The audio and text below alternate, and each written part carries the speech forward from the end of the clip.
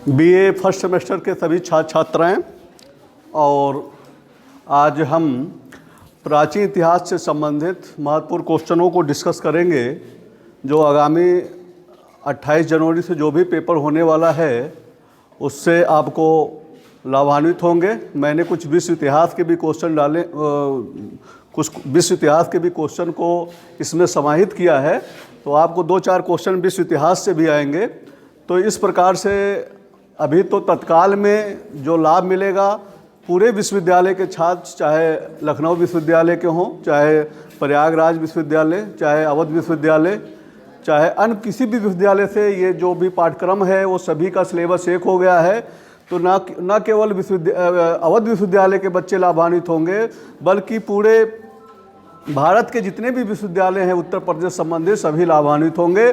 और आगामी आप लोग जब कभी भी टीजीटी पीजीटी देंगे तो वहाँ पर भी आप लाभान्वित होंगे, या अन्य कोई परीक्षा देंगे बैंक की, या बैंक से संबंधित, या रेलवे से संबंधित, या पुलिस से संबंधित, वहाँ पर भी आप लाभान्वित होंगे। आइए हम चर्चा करते हैं।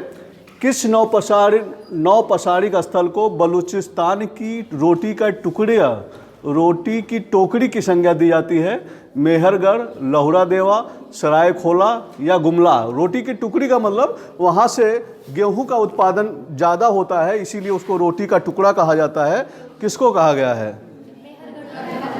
और वर्तमान समय में किस राज्य को धान का कटोरा कहा जाता है? छत्तीसगढ़ को धान का कटोरा कहते हैं, वहाँ पर गेहूं का उत्पादन ज़्यादा होता है। तो इसी प्रकार से नौपसारिक स्थल जो है मेहरगढ़ को क्या कहा जाता है? रोटी का टोकरी, यानी कि वहाँ से गेहूं का उत्पादन अधिक होता है, इसीलिए इसको रोटी का टोकरी कहा जाता है, मेहरगढ़। हड़प्पा सभ्यता के पशुपालन के विषय में निम्न में से किससे जानकारी नहीं होती है? हड़प्पा सभ्यता के पशुपालन के विषय में निम्न में से किससे जानकारी नहीं मिलती है? हस्त अवशेष से, कि मृदभांड पर अंकित चित्र से, कि मुद्रांकन जो मुद्राओं से, कि भवनों से मिले पछवाड़े से?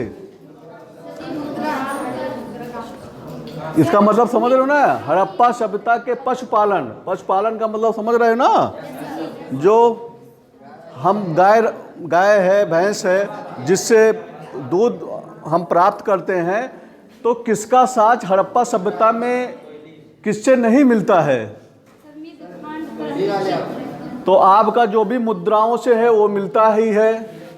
मृदभांड पर अंकित चित्र जितने हैं वहाँ से पशुपालन के साक्ष्य दिखाई देते हैं, और जो अस्थि अवशेष हैं उससे भी दिखाई देते हैं। केवल जो है भवनों से मिले पछवाड़े के साक्ष्य नहीं मिलते हैं इसमें। तो इसका ये क्वेश्चन होगा सी। निम्नलिखित में से मोहनजोदड़ो जाने वाला पहला व्यक्ति कौन था? मोहनजोदड़ो को जाने वाला, उसकी पहचान करने वाला कौन व्यक्ति था? Sir R.L. स्टाइन महोदय, D.R. भंडारकर महोदय, या N.G. मजूमदार महोदय, या राखिल दास बनर्जी? सही है? आप लोग बता रहे हो सही है? तो इसका सही आंसर होगा राखाल दास बनर्जी। निम्नलिखित में से किसने वैदिक ऋचाओं की रचना नहीं की थी? मतलब वैदिक ग्रंथों में सहयोग नहीं किया था। इसका मतलब होगा घोषा है, स्वयंवरा है, अपाला है, विश्वारा है। तो वैदिक ऋचाओं की रचना किसने नहीं की? और बताएं, और तुम लोग पीछे, और पीछे। तो इसका सही क्वेश्चन होगा स्वयंवरा। घोषा भी है, वैदिक ऋचाओं से संबंधित, अपाला भी है, और विश्वारा भी है, इसमें स्वयंवरा नहीं है।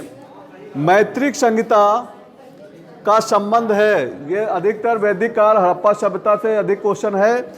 मैत्रिक संहिता का संबंध है ऋग्वेद से, सामवेद से, यजुर्वेद से, अथर्ववेद से। बताएं। आए नाम बताओ, ऐसे नहीं, एक एक लोग बताएं। मैत्रिक संहिता किससे संबंधित है? सामवेद से, यजुर्वेद से, अथर्ववेद से। बताएं। तो इसका सही आंसर होगा यजुर्वेद से। अगला क्वेश्चन है, याज्ञवल्क्य और गार्गी का संवाद मिलता है। याज्ञवल्क्य और गार्गी का संवाद मतलब दो वार्तालाप होता है बृहदारण्यक उपनिषद में, शतपथ ब्राह्मण में, ऐतरेय ब्राह्मण में, इनमें से कोई नहीं।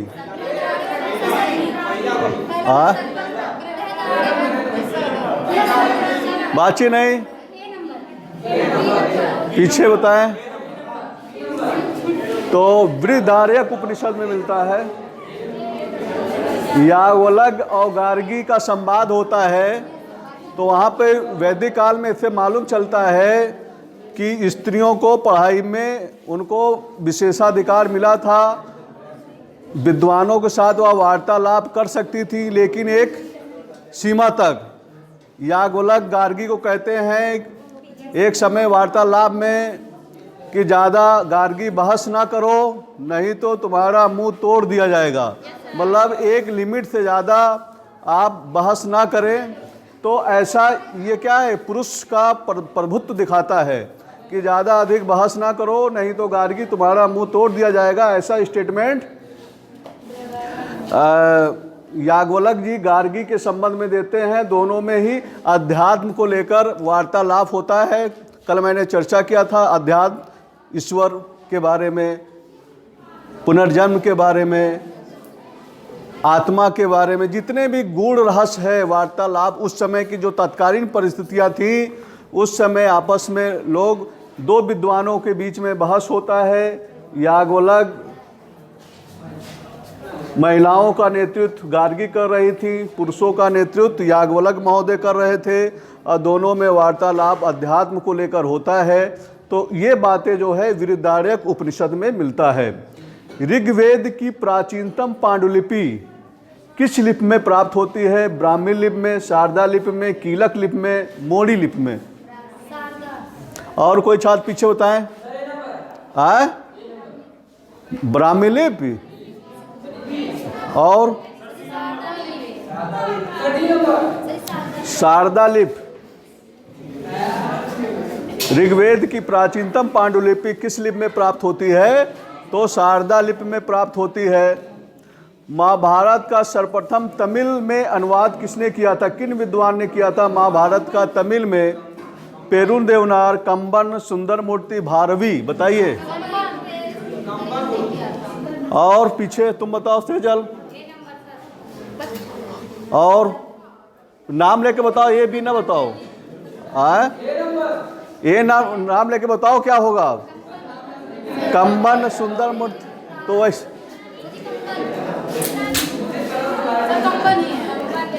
इन लोगों का फोटो ले लो बीच में, बाची नहीं। तो इसका सही क्वेश्चन जो होगा पेरुन देवनार। महाभारत का सर्वप्रथम तमिल में अनुवाद किसने किया था? पेरुन देवनार। बाची नहीं। पुनर्जागरण का आरंभ यूरोप के किस देश से आरंभ होता है? इंग्लैंड से, इटली से, अमेरिका से, जर्मनी से? पुनर्जागरण का मतलब क्या होता है? फिर से उत्थान करना, यानी कि अंधविश्वास को मिटा के, रूढ़वादिता को, विकास को मिटा के वैज्ञानिक विधि को अपनाना। तो सर्वप्रथम कहाँ से चालू हुआ? इंग्लैंड से, इटली से, अमेरिका से और जर्मनी से।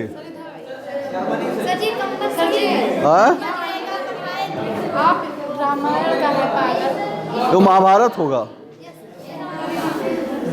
रामायण नहीं है। महाभारत का सर्वप्रथम तमिल अनुवाद पेरुन देवनार ने किया, कंबन ने नहीं किया है, पूर्ण कर ले।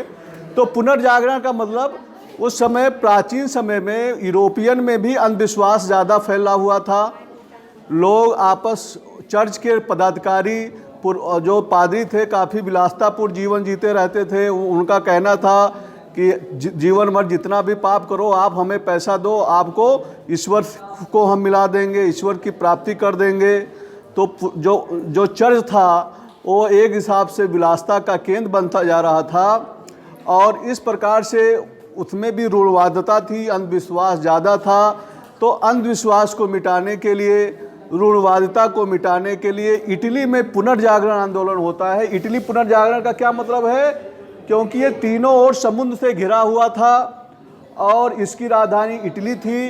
तो यूरोप में उस समय तुर्कों ने कुस्तुनिया पर आक्रमण जब किया था तो लोग, सभी देश के लोग यहाँ पर विद्वान, सभी जितने भी दार्शनिक थे वो अधिकतर इटली में जाकर निवास करते थे, इटली में जाकर निवास करते थे। इसी कारण यहाँ पर दार्शनिक लोगों का केंद्र बन गया था। और लोग क्या करते थे, क्योंकि देखिए जहाँ पर हमेशा युद्ध होता रहेगा वहाँ पे कोई दार्शनिक विचार नहीं आ, क्योंकि चिंतन करने के लिए एकांतवास की आवश्यकता होती। युद्धों में ना तो भवन निर्माण कला होता है, ना तो शांत व्यवस्था होती है, ना तो कृषि का उत्पादन होता है। जब भी किसी देश में अगर शांत व्यवस्था जब स्थापित होता है तभी जाके कल्चर स्थापित होता है, संस्कृत सभ्यता का विकास होता है। और क्या कहते हैं, पाठन पुस्तक लोग पढ़ते हैं तो नए विचार आते हैं। तो उसी प्रकार से इटली में चूंकि ये यहाँ पे बाह्य आक्रमण खतरा कम था, क्योंकि इटली का देखिए तीनों ओर समुद्र से घिरा हुआ है और सभी देश के दार्शनिक भाग भाग कर यहाँ जाकर रहते थे और अपने विचार वहाँ प्रकट किए। जो भी उस समय की यूरोपियन में तत्कालीन अंधविश्वास थे, रूढ़वादिता थी, वहाँ पर उसको दूर करने का प्रयास करते हैं। प्रोटेस्टेंट आंदोलन का आरंभ सर्वप्रथम किस देश से हुआ है? जर्मनी से, इटली से, स्वीडन से, रूस से? हाँ, वेरी गुड, सब लोग जानते हो भाई। जर्मनी से प्रोटेस्टेंट धर्म जो चालू हुआ किसने किया था? मार्टिन लूथर ने। है मार्टिन लूथर। तो मार्टिन लूथर नया धर्म चलाने वाला था जिसने प्रोटेस्टेंट धर्म चलाया। इसके पहले प्रोटेस्टेंट धर्म था और उसमें काफ़ी मतलब उसमें रूढ़वादिता थी। और उन्होंने पहली बार मार्टिन लूथर ने कैथोलिक धर्म के जो भी बुराइयां थी उसको उजागर किया कि लोग पादरी जो हैं, पोप हैं, विलासिता का जीवन जी रहे हैं। और कोई कन्हैया लाल है? जाओ बोला। तो इस प्रकार से कैथोलिक धर्म की जो भी बुराइयां थी, मैंने बताया था पादरी विलासिता का जीवन जी रहे थे, चर्च में भ्रष्टाचार का बोलबाला हो गया था और उसमें बाह्य आडंबर बढ़ता जा रहा था। उन सब के दूर करने के लिए मार्टिन लूथर, इसको धर्म सुधारण आंदोलन का पिता कहा जाता है। जिस प्रकार से हमारे देश में राजा राम मोहन राय और दयानंद सरस्वती ने योगदान दिया था धार्मिक सुधार आंदोलन को, पुनर्जागरण का पिता किससे कहा जाता है? राजा राम मोहन राय को। उसी प्रकार से यूरोपियन में पुनर्जागरण मतलब प्रोटेस्टेंट धर्म सुधार आंदोलन किसको कहा जाता है? मार्टिन लूथर को। अगला क्वेश्चन है, निम्नलिखित में से किसे मानववाद का जनक कहा जाता है? पेट्रार्क को, रोजर बेकन को, रूसो को, मॉन्टेस्क्यू को? और तो इसका सही आंसर होगा पेट्रार्क को।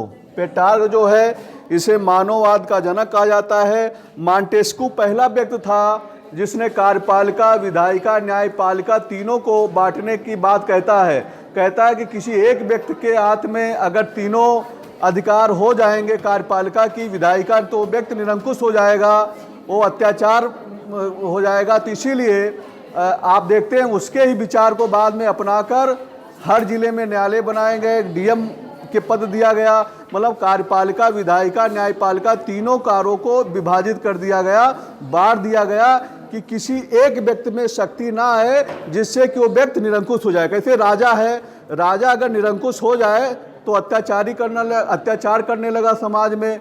तो इसीलिए वैदिक काल में समिति और सभा राजा पर क्या करता था? नियंत्रण करता था। इसी प्रकार से जैसे हमारे देश में प्राइम मिनिस्टर है तो उसमें लोकसभा, राज्यसभा के सदस्य क्या करते हैं? नियंत्रित करते हैं। किस नौपसारिक स्थल को बलूचिस्तान की रोटी की टोकरी कहा जाता है?